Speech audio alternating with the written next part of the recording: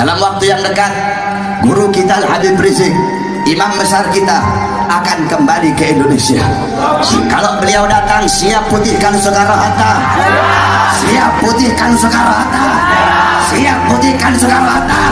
Kalau ada polisi mau tangkap beliau, lawan apa biarkan, lawan apa biarkan, bawa senjata polisinya, biarkan, bawa senjata, gas air mata, ribuan, lawan, berani, siap mati, siap kehilangan nyawa, siap berdarah. Allahu Akbar. Sampaikan kepada mereka, kami umat Islam, demi Allah kami bersumpah, nyawa akan kami pertaruhkan, darah akan kami tumpahkan untuk membela Habib Rizik Syihab. Soal kepulangan Habib Rizik, jadi bukan pemulangan, jadi kepulangan. Kenapa kita gunakan istilah kepulangan ya?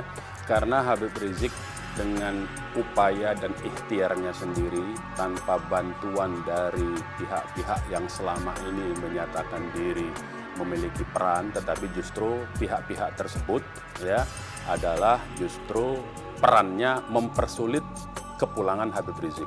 Sebetulnya Habib Rizik di Mekah itu tidak ada masalah apa-apa, tidak ada problem hukum, tidak ada problem keimigrasian, tetapi karena informasi-informasi palsu dari berbagai pihak ya yang disampaikan kepada otoritas Saudi, tentu sebagai sebuah entiti politik, otoritas Saudi itu berhak untuk melakukan investigasi.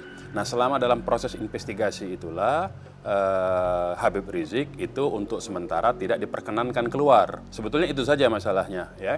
Nah, ternyata kemudian Habib Rizik melakukan berbagai upaya klarifikasi dengan data-data dan bukti-bukti serta dokumen-dokumen. Jadi Habib Rizik punya dokumen-dokumen ya tentang misalnya bahwa SP3-nya sudah keluar semua ya.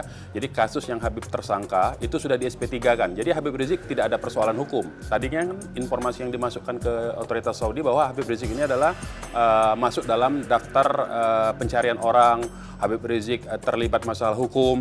Nah, ternyata Habib Rizik bisa membuktikan bahwa dirinya sudah tidak ada lagi persoalan hukum dengan bukti ada 2 SP3 SP3 dari Polda Metro Jaya dan SP3 dari Polda Jawa Barat. Nah, itu sudah klarifikasi. Kemudian Habib Rizik memiliki beberapa dokumen lain yang ini sementara belum kita buka. Dokumen rahasia ya. Dokumen rahasia ada dengan pihak-pihak yang selama ini berhubungan dengan Habib Rizik. Dan kedutaan besar memang tidak terlibat dalam soal ini. Jadi dia sebetulnya tidak tahu menahu ya. Baru belakangan dia sok tahu. Nah, kemudian Habib Rizik berhasil melakukan klarifikasi dan itulah yang membuat kemudian Habib Rizik cekalnya dinyatakan dicabut, artinya tidak lagi dicekal, kemudian overstay-nya juga dihapuskan ya, dan tinggal sekarang ini proses administrasi saja. Karena tadinya Habib Rizik itu mendapatkan sementara tidak dibolehkan keluar dulu ya karena informasi-informasi palsu tadi, maka tentu saja untuk supaya di bandara Habib Rizik bisa keluar ya tentu ada perlu dokumen. Nah, sekarang ini kita sedang menyelesaikan, Habib Rizik sedang menyelesaikan dokumen administrasi. Jadi itu terkait dengan kepulangan Habib Rizik. Jadi Habib Rizik bisa pulang kapan saja ketika izin bayan exit itu ya itu dikeluarkan, keterangan dibolehkan keluar. Kalau itu semua surat itu adalah dari otoritas Saudi, tidak ada kaitan dengan kedutaan kita ya.